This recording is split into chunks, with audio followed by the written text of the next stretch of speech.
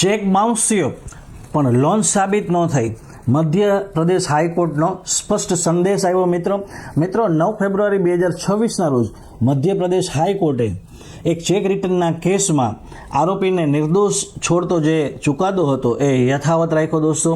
દોસ્તો આ કેસમાં આરોપીને શા માટે નિર્દોષ છોડતો જે ચુકાદો છે એ યથાવત રાખવામાં આવ્યો એની ચર્ચા કરીએ તો કોર્ટે સ્પષ્ટ કર્યું આ કેસમાં કે જે લોન ટ્રાન્ઝેક્શન છે એ પુરાવાથી સાબિત નહોતું થયું. બીજું કે જે નોટિસની બજાવણી છે એ પુરવાર નહોતી થઈ.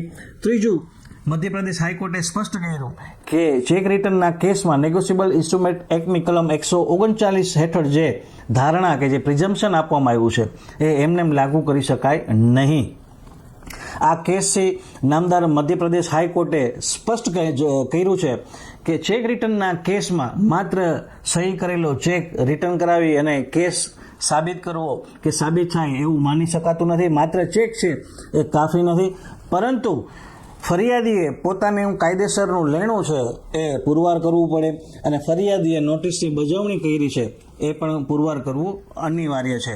દોસ્તો, ચેક રિટર્નના કેસ છે એ માત્ર ધારણા ઉપર સાબિત થઈ શકતા નથી, કાયદાની જોગવાઈઓ મુજબ જ સાબિત થાય છે. એ મધ્યપ્રદેશ હાઈકોર્ટે આ ચુકાદાથી સ્પષ્ટ કર્યું છે.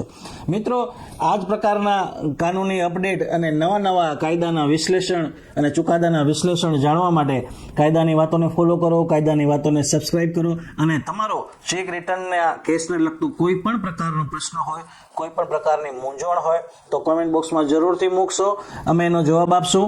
ધન્યવાદ.